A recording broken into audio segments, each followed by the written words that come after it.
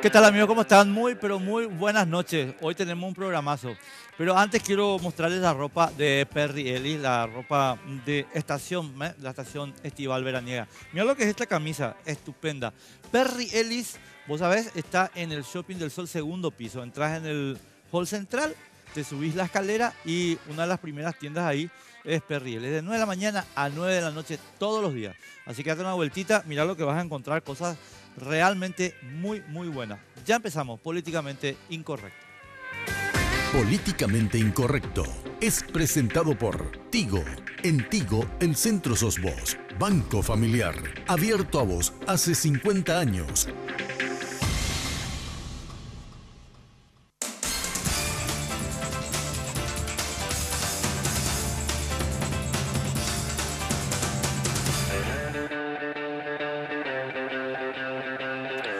Bueno, hoy, estimados amigos, estamos queriendo hacer un debate de derecho. Porque yo estoy muy enojado con los que hablan de chicanas y compañía en el tema, estoy enojado entre comillas, ¿verdad? Sobre el tema de las defensas. Yo creo que hay unas cuestiones más grosas que discutir aquí que estos procedimientos que se usan en las defensas, en este caso de Raúl Fernández Lipman. Y estamos con dos personas que yo creo que saben mucho, de un lado y de otro, de este tema. Y acá uno que yo sé me dijo, ustedes van a estar 2 contra 1. Álvaro Arias, ¿cómo te va? Buenas noches, Enrique, doctor Casañas. Muy buenas noches. Sí, sí, a disposición. Gracias. Y gracias por la invitación. No, por favor. José Casañas Levi, gran amigo también. ¿Cómo te va, José? Gracias. Vos tenés la ventaja que no somos parientes, ¿verdad? Pero como Sí, con Álvaro. no, pero somos amigos con Álvaro. No, y totalmente. Claro que sí. Por supuesto. No, eso está fuera de discusión. No, Sí. José, yo te quiero explicar un poquito a la gente el marco con el que quiero conversar esto. Yo creo que acá hay una cuestión de derecho mucho más importante de si Álvaro es o no es un abogado hábil para la defensa de Raúl Fernández Lipman, sino si unos audios obtenidos como se obtuvieron pueden o deben usarse en juicio, o hasta qué punto pueden usarse o cuál utilidad tienen en juicio, ¿verdad? Obviamente ya lo discutimos muchas veces con Álvaro, ¿verdad? Pero quiero entonces, Álvaro, arrancar con tu posición Sí, sí. para entender un poco y después entramos en el debate. Bueno, antes que nada, yo conozco la posición de José. Desde luego que esto no tiene nada que ver la amistad que tenemos. No, pero quiero aclarar nomás para que la gente sepa nomás, ¿verdad? Y me parece totalmente válida la posición adoptada por él y por otros colegas, ¿verdad? Desde el punto de vista de la defensa técnica del señor Raúl Fernández Lipman, y hablamos única y exclusivamente de los audios, no hablamos de otra cosa más, ni de la legitimidad que tiene el Ministerio Público para abrir una investigación y para poder incorporar otros elementos probatorios en torno a la búsqueda de la posición que adoptó el Ministerio Público al imputar, porque el imputar es la sospecha que tiene la Fiscalía con respecto de ciertas personas de haber perpetrado hechos punibles, en este caso tráfico de influencia, cohecho pasivo agravado y asociación criminal, porque después está el otro tema de enriquecimiento ilícito, que es otra cosa Que no deriva de los audios. que no deriva de los audios, y que es otra cosa que, a propósito, si es que tocan ese tema, también yo quisiera tocar el tema de Javier Díaz Verón. Pero bueno, el artículo 36, que es el que nosotros consideramos que es aplicable a la conducta desplegada por Fernández Lipman y los demás imputados, refiere, de la Constitución Nacional, refiere claramente que las comunicaciones telefónicas interceptadas sino por autorización judicial deben tener esta situación, esta orden judicial. De lo contrario, carecen de valor en juicio. Eso es lo que dice el 36. Y si hablamos del 33, que habla también sobre la declaración y la garantía de la intimidad personal y familiar, estamos hablando de otra conducta que en caso de que afecte el interés general, entonces está vedada la posibilidad de que tenga esa autorización judicial, pero no habla de una conversación telefónica. Acá, en el caso de Fernández Lipman, están las conversaciones telefónicas. No existe una intimidad personal y familiar en la conducta desplegada por Fernández Lipman, por Carmelo Caballero y por los demás imputados. Entonces nosotros decimos que el 36 de la Constitución Nacional tiene su proyección en el Código Penal y en el Código Procesal Penal. El doctor Casaña es profesor, el mejor profesor de la Facultad de Derecho desde mi punto de vista, enseña muy bien, llega muy bien lo que él explica, y él sabe mucho más que yo del Código Penal, del Código de Fondo, no tengo ninguna duda, ¿verdad? Pero solamente quiero decir de que la proyección del 36 en el Código Penal, estamos hablando con el 144 del Código Penal, que refiere que la persona, en términos más vulgares, el que pincha el teléfono de otro, está cometiendo un delito. Correcto, hablaremos quizás de la posibilidad de que se le puede quitar la responsabilidad penal por otros tipos, por otras vías. Está bien, claro que sí, por supuesto. De hecho, el señor Fernández Lindman no denunció esto en la Fiscalía, porque al ser un delito, es un delito de acción penal pública, pero tiene la circunstancia de que es a instancia de la víctima. Eso significa de que si la víctima no presenta la denuncia ante la Fiscalía, el fiscal no puede abrir de oficio una investigación en torno al pinchazo telefónico, nada más que eso. Y la proyección en el Código Procesal Penal del 36, hablamos del artículo 200 del Código Procesal Penal, que habla acerca de la intervención de las comunicaciones de las personas. Establece de qué manera un fiscal puede pedir a un juez para que intercepte la llamada, las conversaciones telefónicas. Hay todo un protocolo. De hecho, José, Albert, en esta misma causa, Francisco Torres se constituyó hasta el jurado de enjuiciamiento y rescató la computadora de Fernández Lindman, llevó a la Fiscalía y presentó un requerimiento al juez penal de garantías para poder interceptar lo que está dentro de esa computadora. Y nos notificó a nosotros. Correcto. Y nosotros estamos de acuerdo que se haga así. Y lo que es el producto de lo que está en la computadora es válido como prueba. No así los audios. Eso así, en una breve síntesis, sí, es lo que... Francisco Torres pidió que se aplique el artículo 36 para la computadora. No solamente pidió, el juez le dio y invocó el 36. El juez invocó el juez Hugo Sosa Pazmor, el día 27 de diciembre del 2017. José. Bueno, hay dos momentos, tres formalmente, estructuralmente, pero hay dos momentos en un proceso penal. El primer momento es el de la investigación, el de la recolección de información. Y el último momento, hay uno en el medio, que es una audiencia donde se decide si el caso va a juicio o no, dejemos eso de lado. Y el momento más importante es el juicio oral. En el juicio es donde se discute si una persona es culpable o es inocente. Y en un juicio oral es público. La proscripción o la prohibición del artículo 36 está relacionada con ese último momento. Es decir, yo no puedo declararle culpable a una persona sobre la base de una prueba obtenida ilegalmente. Esa es la restricción que tiene el artículo 36. Este artículo 36 no se aplica, en principio, a esta primera parte de investigación, por una razón simple. El fiscal de una causa o el fiscal de turno está obligado por ley, tanto por el Código Procesal Penal como por la Ley Orgánica del Ministerio Público, se llama el principio de oficiosidad. Si toma conocimiento de la existencia de un hecho punible, de cualquier manera que fuese, está obligado a abrir una investigación. El debate de ese peso que tendrá esa evidencia que él recibió por la prensa, como en este caso, por un tercero, por un vecino que estaba mirando por la ventana y empezó a filmar algo que pasaba dentro de la casa de otro, con lo cual estaba invadiendo su intimidad. Pero resulta que él ve que alguien está matando a la otra persona o escucha accidentalmente una conversación porque se cruzan las líneas y graba en su teléfono. Él va a comunicar al fiscal y el fiscal va a abrir una investigación porque lo tiene que hacer. O sea, esta es la famosa noticia criminis. Exacto, esa es la noticia criminis. Ahí no se puede hacer una disquisición. Ahí es donde yo disiento, aparte que no hablamos todavía de eso, pero con la posición procesal de la defensa de Fernández y de González Dar. Creo que también... Los otros también, igual. También plantearon. Sí, tanto Jorge Bogarín como... O sea, plantearon la nulidad de la imputación.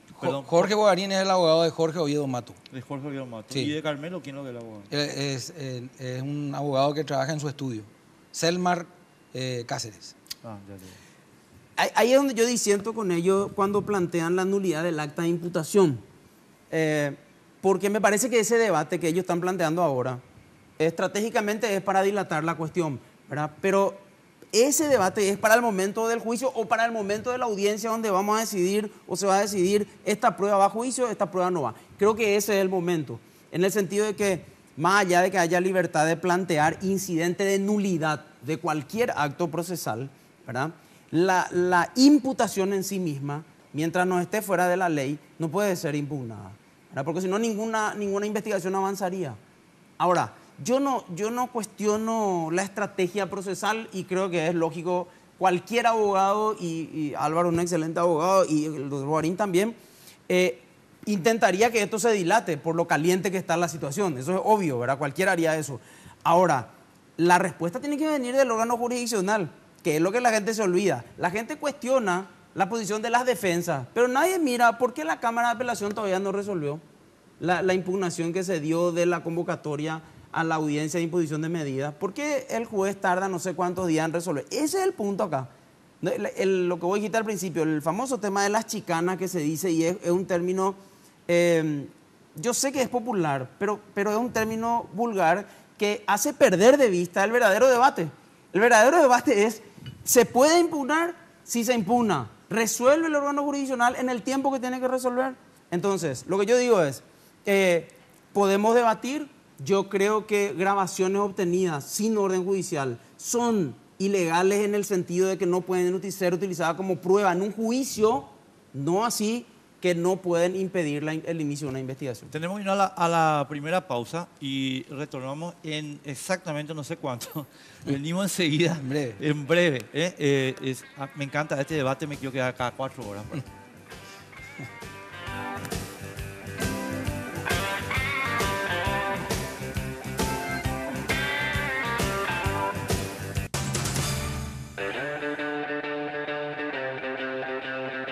Bienvenidos los amigos de verano, bienvenida a los megas de regalo.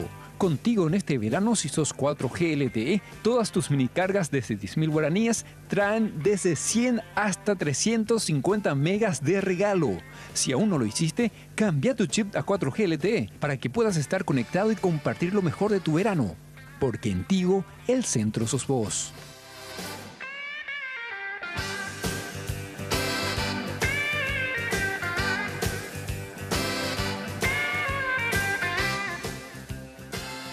Ustedes, estimados amigos, quiero comentarles una cuestión previa, antes de continuar esto, porque acá José hizo una mención que a mí me importa y mucho. Yo le critiqué a los amigos del diario ABC porque plantean el asunto de que la defensa es un tema de chicana. Y acá José me está agregando otro elemento que para mí es incluso más importante del que yo dije, ¿verdad? Porque yo dije, Checo, el debate es mucho más grosso que una chicana. O si esto es chicana o no es chicana, que yo no creo.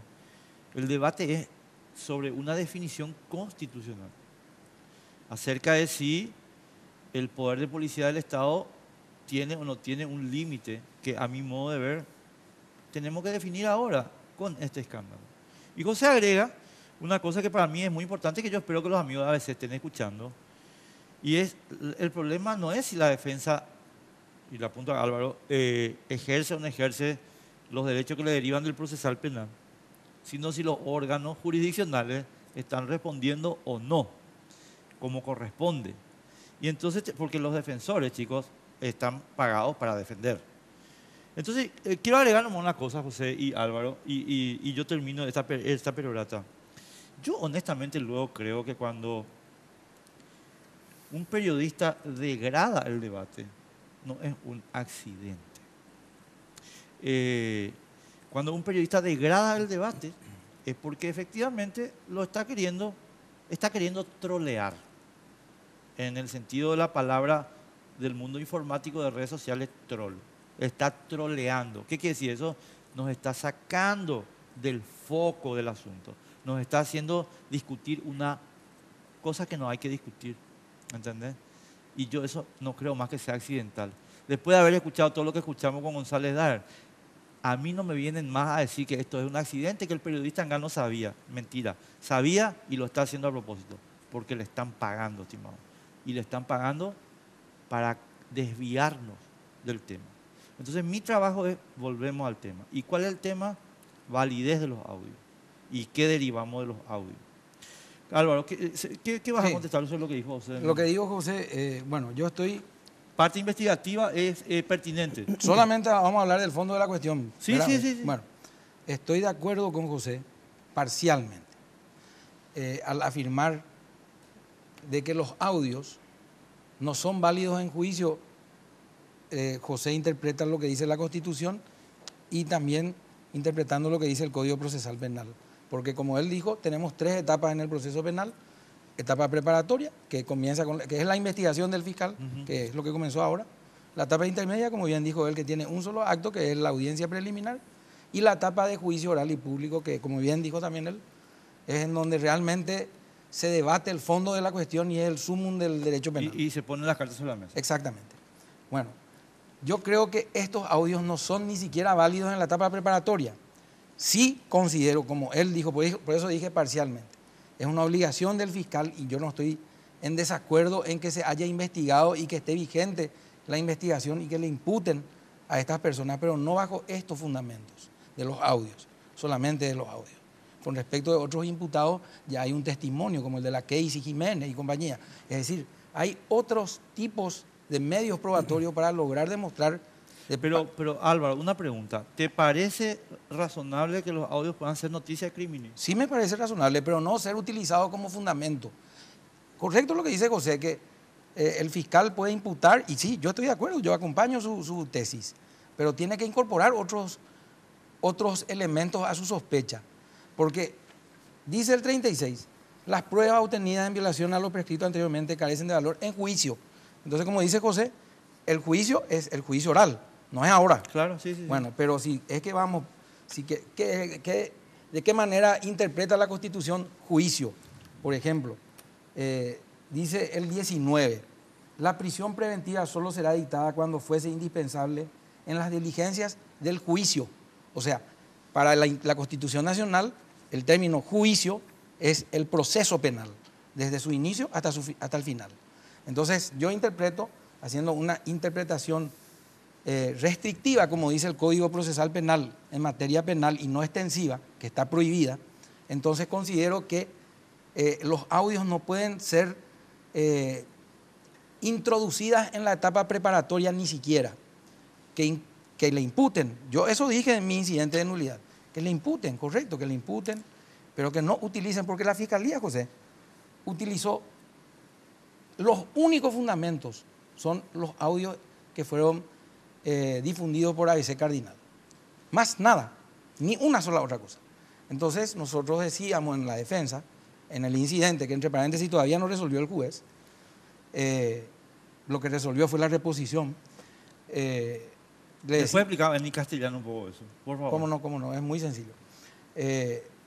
Decíamos de que el fiscal tiene legítimamente, así como dice, no solamente puede, debe investigar, tiene la obligación, no puede pasar por alto este hecho, ¿verdad? Entonces nosotros lo que decimos es que ahora no pueden utilizar, ahora, ni mañana, ni después, los audios, por esta disposición constitucional. Lo que decía la reposición es, nosotros planteamos el incidente de nulidad y el juez le dio trámite, le corre traslado, mañana creo que vence el plazo para contestar. ¿Quién tiene que contestar? ¿La Cámara? La Fiscalía. Ah, la Fiscalía. Perfecto. Pero como ya se desarrollaba, ya se llegaba a la fecha de la audiencia de imposición de medidas, decíamos nosotros, no tiene efecto, o sea, la interposición de un recurso de deposición tiene un efecto suspensivo con respecto de los efectos de la providencia. Planteamos la reposición, el juez rechazó la reposición, pero como planteamos con apelación en subsidio, porque impugnamos una providencia y las providencias son impugnadas por esta vía y no por la apelación directa, entonces el juez concedió la apelación y fue a la Cámara. Eso fue lo que pasó. Y la Cámara, estamos en feria, ¿verdad? O sea, la Cámara no, está dando largas, en síntesis. Bueno, ayer a última hora se fue a la cámara, no sé si, diríamos que sí, ¿verdad? Porque desde hoy fue todo el día completo que tuvo la cámara. Hoy martes. Hoy martes. Hoy martes. Ayer a las 12:30 el expediente fue a la cámara. Y la cámara está desintegrada, vamos a decir, por el tema de la feria. Entonces se tiene que integrar con otro, y además tengo entendido que un camarista se inhibió de Bonifacio Ríos también y se va a integrar. ¿El Bonifacio Ríos a quién le defiende? Y con su esposa, Sara Parquet, claro, a González Hader. Claro, ya. Artículo 19 dice Álvaro. Bueno, sí, no sé si vale tanto la pena entrar en el debate literal del término o del alcance, porque si nosotros miramos, por ejemplo, el artículo 17, que habla de los derechos procesales de las personas, vamos a ver que en todos los casos dice juicio público, dice juicio previo. La investigación no es pública, ni es previa a nada, ¿verdad? Es una recolección de información. Por lo tanto, podríamos decir que en un caso habla de público, en otro caso habla... de cualquier manera, yo lo que pienso es que... Y voy a poner un ejemplo, porque a la gente le gusta de repente escuchar un ejemplo. Es mucho más fácil entenderlo. Claro. Hipotéticamente, una señora maltratada por su pareja le dice a su hijo: cuando me empiece a maltratar, yo voy a llamarte por teléfono, vas a atender y vas a escuchar todo lo que pasa en esta discusión. Y prende su teléfono y pone a grabar y deja ahí. Mientras su esposo empieza el maltrato. Y el hijo está escuchando. Ahí no hay orden judicial. Y le está golpeando y le está maltratando. Y el hijo agarra, grabó eso, se fue a la fiscalía y le dijo: mira, acá tengo. El fiscal no le puede decir: no puedo usar esto porque no tengo orden judicial.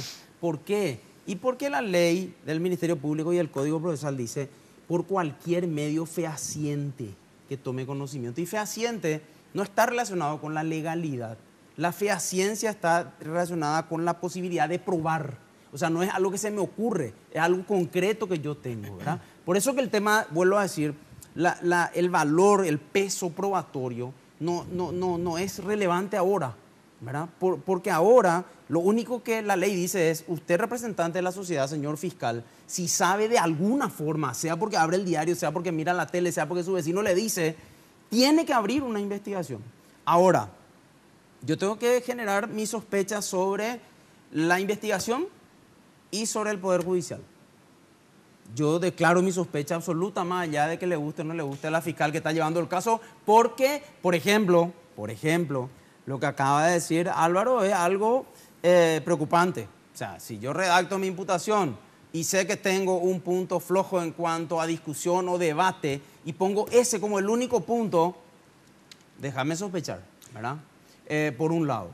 O sea, ¿por qué yo tengo que dar herramientas a mi adversario en mi imputación? Si yo sé que la ley me dice a mí: si usted tiene sospecha, inicia una investigación. ¿Por qué yo sustento mi acta de imputación en un elemento? Si yo tengo publicaciones, discusiones en el Senado, tengo miles de cosas para mencionar. Yo no necesito agarrar y decir: acá está el audio, este es mi elemento probatorio en un momento de imputación. Yo escribí hoy mi artículo de última hora. Cuidado con eso. Se llama Construyendo la impunidad. Claro. Y la tercera hipótesis de mi artículo es cuidado con eso. Yo leí. Porque el ritmo... Están preparando la impunidad. Porque el ritmo cansino que lleva el Ministerio Público y el Poder Judicial es una señal clarísima, ¿verdad? Cuando deciden, y Álvaro lo sabe porque ejerce la profesión hace muchos años, cuando deciden que una causa se puede extinguir, resuelven en media hora en la Cámara de Apelación. Se integra y se resuelve y se rechaza el incidente y sigue el juicio cuando hay posibilidad de extinción. Eso quiere decir: se puede hacer. ¿Por qué no se hace? Es la pregunta, ¿verdad? Acá hay, y eso es lo que yo le decía hoy a mucha gente, acá no hay que ver el caso Fernández Lima, González Daer. Esta es una asociación criminal. Esta es una asociación criminal que tiene tentáculos en todos lados. Y acá no es un tema político, ni es un tema jurídico. Este es un tema económico, punto. Aparte, acá no tiene nada que ver ni la clase política, ni la clase de influencia económica. Esta es una asociación criminal. Y esa asociación tiene niveles, como escuchamos en los audios, y tiene diferentes personajes que intervienen en diferentes momentos y en diferentes lugares. Esa es la verdadera investigación, no el enriquecimiento ilegítimo de Fernández Lima ni el enriquecimiento ilegítimo de Díaz Verón. Asociación criminal, pero no de ellos. Por eso que es tan complejo el tema. Porque necesitamos algo mucho más grande. Yo creo, y perdóname, porque yo tiro algunas cosas que tengo en la cabeza mientras ustedes hablan nomás. Yo creo que a Raúl Fernández Lima, yo le dije esto a Álvaro. Él tiene que ser un arrepentido. No, Raúl Fernández Lima va a ser el chivo expiatorio para dejarlo libre a José Ortiz. Es muy probable. ¿O no? Es muy probable. Sí, lo van a dejar libre. Nunca le llamaron a declarar a José Ortiz. Por ejemplo. No, pero o no en el sentido de que no te olvides que la etapa preparatoria termina en julio y en abril muchos grandes popes van a dejar de tener autoridad y podemos conversar con el Ministerio Público nosotros, ¿verdad? José sabe entiende lo que yo estoy diciendo. Estás diciendo ofrecer testimonio, eso significa. Claro, o sea, a ver, yo creo, me sumo a lo de la asociación criminal en el sentido de que si hay tráfico de influencia, José, ¿por qué la Fiscalía no realiza un inventario de todos los casos que se hablaron en el audio? Claro. Como el de la secta Moon, por ejemplo. Así mismo. Y bueno, a ver, ¿terminó el caso? Claro. No terminó o terminó. ¿Quién dictó sentencia? Claro. ¿Qué juez se desenvolvió arbitrariamente? Y bueno, y que se ha imputado como parte de la Pero si hay personas en los audios que son fiscales que ni siquiera fueron llamados a declarar. Y sí, hay otros, yo te voy a decir algo, Albert, hay otros medios probatorios, no solamente los audios, yo lo único que dije es que los audios no son válidos, eso, y se armó un gran... El presidente de la Corte está mencionado por el cliente de Álvaro como uno de los que armó la terna para fiscal general. Pero por supuesto. Y nunca fue llamado a declarar, ni le visitaron, ni nada. El presidente de la Corte, el presidente de la República, el señor Criscovich y todos los miembros del jurado que estaban presentes en la sesión donde se dieron la conformación de la terna. Del Consejo de la Magistratura. Del Consejo de la Magistratura, donde se dieron la formación de la terna a dos tipos. Esos toditos tienen que estar procesados. O por lo menos que se le interrogue. No, pero que interrogado, como, o sea, si una delegación de poder porque tampoco, prohibida en el artículo 13. Pero tampoco, Albert, podemos decir que todo lo que dice Fernández Lima no es cierto, ¿verdad? Porque de los que se escucha, esa es una percepción mía nomás. De repente hay un poco de fantasía también, ¿verdad? Como que tiene muchas ínfulas de supuestamente maneja todo. O sea, eso hay que tomar también, el fiscal debería ser tampoco un poquito inteligente, ¿verdad? O sea, no creer todo lo que él dice y empezar a investigar, pero si no da paso de investigación, no va a saber nunca. Yo voy a reiterar, ¿dónde está mi cámara? ¿Cuál es mi cámara? Esto están construyendo impunidad, estimado mío. El Ministerio Público, que es una cueva de sinvergüenzas, 100%, desde Javier Yaverón para abajo, con Aldo Cantero y todo. Imagínense usted, Aldo Cantero canta para imputar. Esta cueva de sinvergüenza está preparando la impunidad de sus propios miembros y de los mandantes. Eso nomás es. O sea, acá, por favor, vayan a engañarle a su abuela. Pero los fiscales van a creer que nos van a seguir embromando después de todo lo que escuchamos. Tenemos que irnos a la pausa y volvemos enseguida.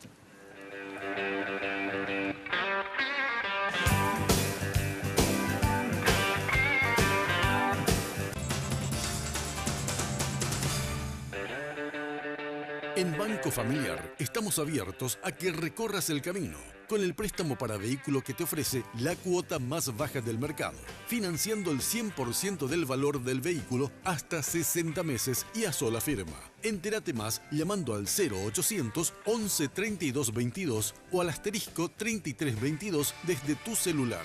Banco Familiar, abierto a vos hace 50 años.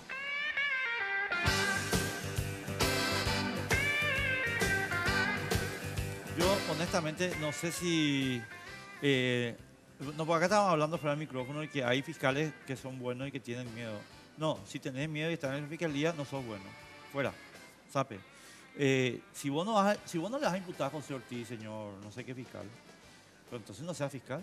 Si vos no te animás a imputarle a José Ortiz, andate. Ahora, yo entiendo que Victoria Acuña no le imputa a José Ortiz porque ella es empleada. Victoria Acuña es la señora de Juan Carlos Baruja. ¿Se entiende? O sea, ellos son el grupo Cartes. No es que... ¿Se entiende el punto, verdad? O sea, ellos son el grupo Cartes. Entonces, yo no espero de Victoria Acuña que le impute a su jefe. No, pero hay otros fiscales que están metidos ahí, que por favor, si nos animan, fuera. ¿Qué otros fiscales hay ahí? Torres. El mismo fiscal... pero el mismo fiscal del 31M es el que ahora está llevando el tráfico de influencia. Entonces, si ese fiscal nunca se tomó por aludido de la cantidad de llamadas que hubieron y de los cruces y que el mismo jefe, ¿verdad? Díaz Verón, estaba en ese cruce de llamadas y ni siquiera le llaman a abrir esa investigación, que no se puede. Este es Francisco Torres. ¿Sí? Y Francisco Torres, además de lo que estás contando, que me está sorprendiendo porque yo no sabía que estaba en el 31, en el falsificatón. También. Le dio un paquete de impunidad. Díaz Verón no explicó todavía. Vuelvo a decir, yo no tengo nada contra él ni le conozco, ¿verdad? Un par de veces hablé con él cuando le acompañaba a los senadores, pero él nunca explicó por qué él saca una resolución y le designa a Francisco Torres si es un tema anticorrupción. ¿Por qué la unidad anticorrupción no es la destinada si ese es el lugar natural? Nunca explicó eso.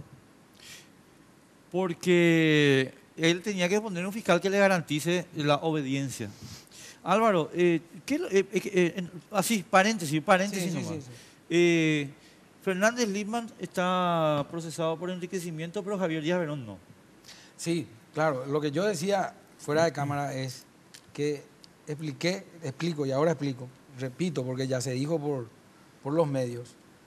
Mabel Renfeld el 27 de diciembre, el miércoles 27 de diciembre, se va hasta la Fiscalía y directamente se va a la oficina de Victoria Acuña, porque confía en ella, y le dice, te presento la denuncia por enriquecimiento ilícito de parte del señor Raúl Fernández Lima.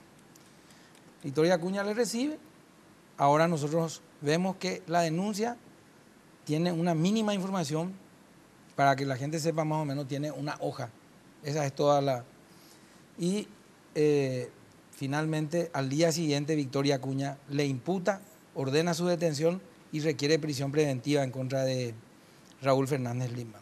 Entonces me hacía yo la pregunta y les compartía con ustedes, ¿por qué de la misma manera la fiscal que atiende la causa de Javier Díaz Verón, porque es la misma unidad y la unidad tiene que tener un mismo criterio? El doctor Casaña creo que es el fundador de esa unidad. Sí. Entonces todos tienen que tener un criterio, si no... Esperamos, ¿y quién es la fiscal del...? Yolanda Portillo. Bueno, Yoli. Bueno, entonces la doctora está tomándose su tiempo, está... Que dijo que está esperando los informes, no sé qué, del registro. Sí, leí tu crítica. Correcto, y entonces lo que yo digo, y hago una crítica, ¿por qué para Fernández Lima directamente tiene que haber una 12 horas de tiempo y del otro, no? Tenemos que pedir los informes. Y también decía yo, ¿por qué la Fiscalía no, la noticia criminis que hace ABC Color en el diario, en la parte que dice de dónde quitó la plata, a todos los aduaneros y demás funcionarios públicos, en donde hay pruebas contundentes y directas que tienen fortuna, tienen dinero por demás de lo que gana como funcionario público, no inicia una investigación contra ellos? Y para así de esa manera depurar, como decía HC, por un nuevo país o lo que sea, ¿verdad? Porque los aduaneros son los que venden los cigarrillos. ¿Viste bueno. el caso hace 3 semanas en un despachante de aduana, el que vende los cigarrillos de Tabesa? Sí. En Pedro Juan, ¿verdad? En Pedro Juan. Sí. Entre paréntesis, hecho que desapareció de los medios sospechosamente señores de las secciones políticas, judiciales y policiales. Qué raro, el caso de los 20 camiones de cigarrillos de HC ya no está en los medios. Y después me hablan a mí de honestidad en la prensa, pero por favor. Entonces yo decía eso, Albert, decía, bueno, está bien, impútenlo a este hombre, correcto, pero hagan todo, con todos, de la misma manera, no solamente con este señor, que tiene un nivel inferior, bastante inferior con respecto de los otros. Una pregunta, ahora sigo en el paréntesis y después volvemos al tema. Esta mañana todo el país estaba diciendo, y yo creo que el diario ABC es uno de los que trabajó sobre esa hipótesis, que tu cliente Raúl Fernández Lima está prófugo. Bueno, no está prófugo. Pero, o sea, a ver, es una situación, porque la misma Victoria Acuña dijo hoy en todos los medios también. Tiene orden de captura de la Fiscalía, pero no está prófugo. ¿Cómo se puede entender esto de la siguiente manera? La fiscala le imputó y ordenó su detención, pero a su vez la misma fiscala pidió que se señale audiencia del 242 que nosotros conocemos, que es la audiencia del artículo del Código Procesal Penal, mediante la cual la imposición de medidas se le impone medida. Y el juez tiene por presentado y fija la audiencia de imposición de medida. En ese caso, nosotros no planteamos ninguna incidente de nulidad de imputación, y como en el caso de los audios, sí, porque en el de los audios creemos nosotros que bueno, ya hablamos, ¿verdad? Pero en este caso no hay, nosotros no vemos nada nulo. O sea, se va a ir Fernández Lima. Entonces él se va a ir a la audiencia, que es el próximo martes 16 de enero a las 8:30 horas y bueno, vamos a enfrentar este... ¿Y cuál sería? O sea, porque a mi modo de ver, Álvaro, no quiero tirarte nada de cosas, pero a mi modo de ver, yo dije hoy en la radio eso, es Monumental, Victoria Acuña está armando el escándalo de que Fernández Lima está prófugo porque realmente quiere desviar la atención. Porque no tiene ninguna importancia si están dadas las condiciones que vos estás señalando. Entonces, ¿por qué ella está armando un desastre con el tema de que está prófugo Fernández Lima? Y porque quiere que no hablemos pero ella dijo, del fondo de la cuestión. Pero ella dijo, Albert, no está prófugo, explicando esto que yo acabo de explicar. ¿Explicó? Explicó. Pues yo no le creo a ella ni su nombre. Pero ¿sabes qué pasó? O sea, yo te voy a explicar por qué quedó así, por qué ahora surgió esto.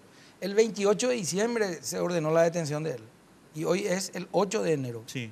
Y recién hoy se empezó a hablar de esto. ¿Por qué? Y porque el 28 de diciembre, el mismo día que recibía su segunda imputación Fernández Lima, se amplió la imputación con respecto de González Daer, Jorge Oviedo Mato, Carmelo, etc. Entonces la noticia para la prensa fue, le imputaron a los ex senadores y a Carmelo, etc. Y no hay una segunda imputación en contra de Fernández Lima. Entonces pasó así por la prensa y bueno, quedó en la nada hasta que se filtró en la prensa hoy este tema de la orden de detención, etc. Entonces ahí... Cerramos paréntesis y volvemos a los audios. Adelante. José, yo tengo una posición mucho más radical que la tuya y Álvaro ya me estuvo retando en privado, pero quiero hacerte la consulta. Eventualmente voy a cambiar de posición, pero te adelanto que va a costar mucho que cambie de posición. Yo le digo a Álvaro que el artículo 33, el 12 y el 34 establecen un límite a la cláusula de privacidad. ¿Y cuál es ese límite? El límite del hecho flagrante que afecta a derechos de tercero y el orden público. Y yo creo que ese límite, o sea, yo creo que el artículo 36 no deroga el establecimiento de ese límite. Estoy pero muy despistado. No. La posición que vos acabas de decir es una posición que se llegó a tomar en algunos fallos del Tribunal Supremo en España y en Alemania, donde algunos magistrados dijeron que efectivamente la protección del ciudadano frente al Estado y frente a terceros respecto a una posible persecución penal termina cuando él está involucrado en la comisión de ilícitos. Porque su protección está dada sobre la base de que él respete las normas de convivencia entre las cuales están las normas legales. Si él no respeta esas normas y se está organizando para cometer un atentado contra el presidente de la República o para destruir una institución del Estado, se terminó su protección. Y ahí cede esa obligación de la orden judicial. ¿Por qué? Porque es una cuestión de flagrancia. Sí. Es decir, esa posición es una de las posiciones que se sentó en esta discusión que nosotros estamos teniendo acá, ya en fallos del Tribunal Supremo y también del Tribunal Constitucional Alemán. Ya se discutió ese tema. Una pregunta, pero ya Álvaro, espera. Sobre eso no me quería hablar. No, es sobre una cosa. Finalmente va a ser el Tribunal de Sentencia el que va a decir esto. Una cuestión nomás que quiero preguntarte, que de procedimiento, de pura forma, ¿eventualmente se pueden traer a la vista estos fallos en un proceso paraguayo? Como argumento, sí. Pero no tienen peso específico porque los tribunales son totalmente independientes. No, entiendo perfectamente eso, pero viste que de repente vos en algunos... Pero como argumento, sí, por supuesto. Claro, sí. En alguna lo que dice de la hecho, Corte... los fallos de los tribunales tienen citas de fallos argentinos, españoles. Totalmente, lo que yo quería decir es aportar a lo que dice el doctor Casañas. Todos le conocemos, mundialmente es conocido, el juez Baltasar Garzón. Sí, señor, 100%. El juez español. Bueno, el juez español está inhabilitado por 11 años por escuchar a corruptos. El Tribunal Supremo de España, y acá está el link, acá está la noticia que te puedo pasar luego. No, yo te sugiero que pongas en Twitter. Voy a poner en Twitter, voy a poner y te voy a robar hoy a José. En donde el señor Baltasar Garzón le escuchaba a corruptos siendo juez, pero no emitió una orden judicial. Entonces, el Tribunal Supremo le sanciona con 11 años de inhabilitación para ejercer la magistratura. Entonces, así como existe lo que dice el doctor Casaña, también existe en el mismo... O sea, el Tribunal Supremo en España le dice a un juez, usted queda suspendido por haber escuchado esto sin orden judicial. Sí, sin orden judicial, siendo juez además. Claro, una situación un poquito diferente, ¿verdad? Pero sí, acá pues se da la particularidad de que, aunque escuché que Álvaro dijo, yo no le creo tanto, ¿verdad? Pero que supuestamente ya saben quién es la persona que le grabó. Yo después te quiero discutir eso. Aún hipotéticamente, y digo esto porque Álvaro mencionó al principio el tema de la comisión de delitos del 144, pero no voy a decir nada porque es un tema es un argumento que no vale la pena tocarlo ahora, pero no es tan simple como que porque yo escucho ilegalmente automáticamente yo voy a ser culpable de la comisión de ese delito, porque Álvaro sabe que ese proceso también va a tener su debate, ¿verdad? Claro. Y en parte de ese debate va a estar lo que estamos diciendo ahora. Claro, está la legítima... Sí, claro. Álvaro, te voy a decirlo y nos vamos a la pausa y después contestar. Dale. Yo honestamente creo que a esta altura del debate político institucional no tiene ninguna relevancia quién grabó. Sí. Es irrelevante, salvo para Fernández. Yo te voy a decir algo. Yo estaba en el Poder Judicial y era una cosa de loco, José, como la prensa. Cuando yo me fui a presentar un escrito, era como, no sé, ellos le estaban esperando a Fernández Lindman. Entonces, cuando me sitúo en la secretaría haciendo presentaciones, me doy vuelta porque era una cosa escandalosa, ¿verdad? Y ahí vienen los periodistas, y los periodistas fueron los que me preguntaron a mí. No es que yo metí en el debate este tema. Ellos fueron los que me preguntaron y ahí ya fue una bola de nieve que se fue agrandando, ¿verdad? Yo te escuché ayer en La Lupa. Sí, vale. Pero yo no metí esa situación en el tema. Fueron los periodistas los que metieron. Ahora, que yo le respondí, bueno, ya no, más vale, o sea, pero es totalmente válido. Sí. Yo hermano no creo tanto. Para mí, pues, por ejemplo, viene Álvaro y me dice, o sea, que el Papa Francisco estaba ordenado, es el que puso el micrófono, y yo te digo, Álvaro, me parece que no importa, porque lo que hemos visto después... Lo que va a importar es qué hacen los fiscales con esa información. Eso es lo que va a importar. Sí. Tenemos que ir a la pausa porque ya me está matando mi director.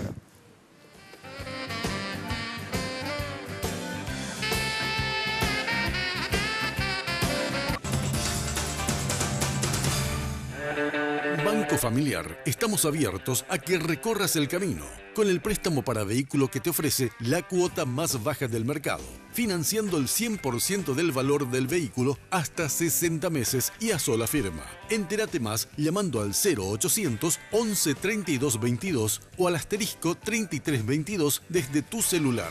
Banco Familiar, abierto a vos hace 50 años. Bueno, nos quedan 10 minutos de programa, 9. Entonces yo quiero aprovechar, no voy a hablar tanto.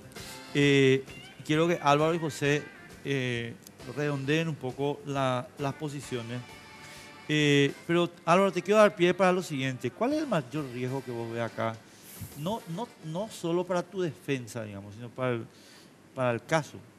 Bueno, el mayor riesgo es definitivamente lo mediático, porque yo voy a también aprovechar el espacio que me das para decir que el artículo 17 de la Constitución Nacional habla de la presunción de inocencia, como todos sabemos.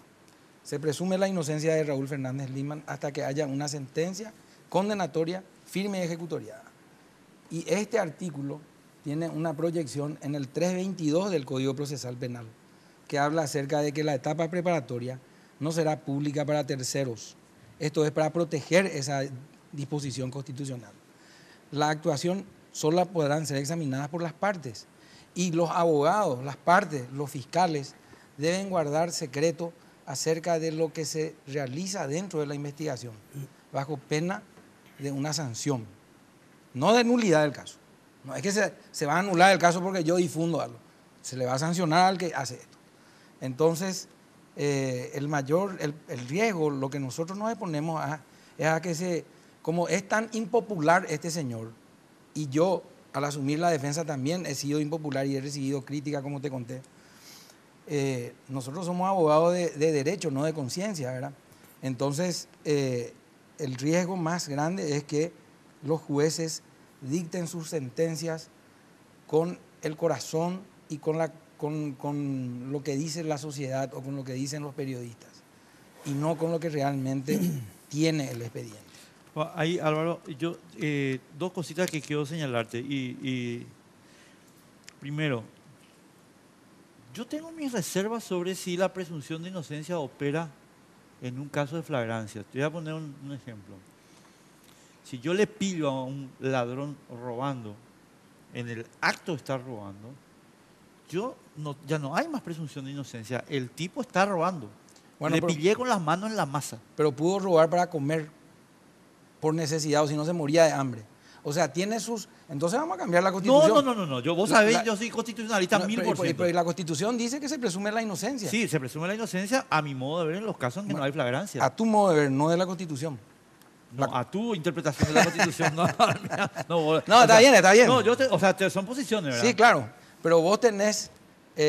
vos considerás que existe... Está demostrado que hubo cohecho pasivo agravado. Estoy hablando con los elementos probatorios. Sí, acá anoté los 4 elementos que me dijiste. Entonces, tráfico de influencia, está bien. Para mí, yo te voy a decir 2 cosas, sí. Pero son opiniones. Sí, correcto. Yo creo que está fehacientemente probado el tráfico de influencia y está fehacientemente probada la asociación criminal. Lo de cohecho, te doy. Pero los otros 2, me parece que son hechos flagrantes. Correcto, pero para la Constitución tiene que haber una sentencia definitiva, firme y ejecutoriada. Antes de eso se presume su inocencia. Segunda cuestión, y después nos vamos a José. Sí. ¿Qué pasa si el grupo Cartes en realidad decidió convertir a Fernández Lipman en el chivo expiatorio? Y le vamos a condenar a Fernández Lipman y que nos dejen tranquilos a nosotros. ¿Vos estás consciente de ese riesgo? Claro, por supuesto que sí, por supuesto. Día tras día pienso en eso y maquino la manera para poder defender correctamente y para hacer mi trabajo como corresponde. Y como decía anteriormente, en la etapa preparatoria es donde el fiscal recolecta las pruebas que van a utilizar de cargo y descargo, con un criterio de objetividad, ojalá que así sea. Y bueno, nosotros tenemos tiempo hasta el día de la etapa de la audiencia preliminar en ver la manera de poder lograr algún acuerdo con el Ministerio Público. ¿Estás ofreciendo un acuerdo con el Ministerio? No estoy ofreciendo, estoy diciendo que el código me da ese tiempo y esa audiencia no creo que se haga este año, sinceramente. 2018. 2018, porque van a pedir prórroga a estos señores. Ya me dijeron, con eso te digo todo. Sí. Antes de empezar. O sea, ¿los fiscales van a pedir prórroga? Sí. Claro, para no... Bueno. José. Yo estaba a punto de decir que tengo un punto de disidencia con Álvaro y al contrario, yo creo que los fiscales tienen que hacer 3 diligencias y acusar. En 2 meses tendrían que acusar. ¿Qué más necesitan? Tienen flagrancia, tienen las personas, le pueden citar, declaran en juicio, se terminó la historia. En el sentido de que no necesitan demasiados elementos en este caso, pero por lo que me está diciendo Álvaro, lo cual no me sorprende, que van a pedir prórroga, ¿verdad? No porque acá por el tiempo de esos aliados, no solamente de la defensa, sino que también del Ministerio Público. Yo nomás le quiero recordar a la Fiscalía, y ahí quiero hacer un contrapunto con lo que es cierto lo que dice Álvaro del tema de la información, pero también es cierto que la Ley Orgánica del Ministerio Público, la 1562, dice que los fiscales tienen que informar a la sociedad sobre el seguimiento de los casos que son de interés público, con objetividad. Es decir, no salir a decir fulano va a ser imputado, mengano se va a pedir prisión preventiva, pero ellos tienen que poner informe a la ciudadanía y no lo están haciendo, ¿verdad? Ese es un detalle fundamental. Yo, así como le dice a Álvaro, dos preguntitas complementarias te quiero plantear. Para la defensa y para la sociedad. Sí, no, correcto. Bien. Ahora, yo creo que la importancia de este caso, desde el punto de vista institucional y constitucional, es superlativa. Histórico. Entonces, la cuestión es simple. ¿Cómo hacemos los observadores de la sociedad, y en este caso vos candidato, o yo aquí sentado trabajando en medio, para que los fiscales no me cocinen el caso? Pero dame instrumentos. Yo quiero que vos le des a la gente que está viendo instrumentos para que los fiscales no me cocinen el caso. Mira, Albert, yo creo que hay un solo camino. No veo otro. La Cámara de Diputados tiene que hacer el juicio político. De Javier Díaz Verón. Sí. Primero, requisito sine qua non, el fiscal general tiene que salir donde está. O si no, no hay ninguna posibilidad. Primer punto, ¿verdad? ¿Y quién quedaría así como fiscal general? La ley orgánica dice, el fiscal adjunto más antiguo. Marco Alcaraz, por ahí. Puede ser Eduardo Irala. Ah, sí. Puede ser, creo que es el más antiguo, me parece. Sí. Queda otra persona, primer paso. Segundo paso, lo siento por los que están en la unidad, pero yo quitaría ese caso de la unidad anticorrupción. Claro, ¿cómo esa unidad está absolutamente infiltrada con gente totalmente leal al fiscal general del Estado. Ahora, ¿quién se va a hacer cargo de eso? No tengo esa respuesta. Yo creo que el fiscal adjunto que tome la cabeza de la unidad, de la Fiscalía General, Público, claro, es el que va a tener que tomar esa decisión. Pero así como está, yo no veo un camino positivo en cuanto al castigo, ¿verdad? ¿Qué hacemos? ¿Nos cortamos las venas? No, hay que exigirle a la Cámara de Diputados que haga su trabajo. Así como la Cámara de Senadores le sancionó a 2 senadores expulsándoles, más allá de que Ovidio Mato haya renunciado, ¿verdad? Pero salieron del cuerpo. La Cámara de Diputados tiene que hacer alguna vez algo decente, ¿verdad? Ya que siempre fue llamada la Cámara de la Vergüenza. Una cosita que quiero preguntar a José. Y, no el caso, ¿verdad? ¿Y cómo quedaría la terna para fiscal general del Estado? Fuera. Eso No, pero espera, quiero escuchar desde el punto de vista. La Cámara de Senadores se tiene que reunir. Sí. Y tiene que no prestar el acuerdo. Pero, y bueno, ¿y qué pasa ahí? Y tiene que volver a empezar el proceso. O sea, se tiene que volver a, volver a concursar. Sí. Y mientras tanto sigue el fiscal adjunto a cargo, no hay ningún problema con eso. Por eso es mentira lo que dice el fiscal general. Pero claro que cuando es mentira. dice yo no puedo dejar la institución acéfala. Mentira eso, es decir, la ley contempla esa posibilidad. Pero recontra mentira. Javier Díaz Verón no se llama Javier Díaz Verón, no sabemos cómo se llama, es todo mentira. ¿Entendés? Es todo mentira. Bueno, señores, muchísimas gracias por estar con nosotros.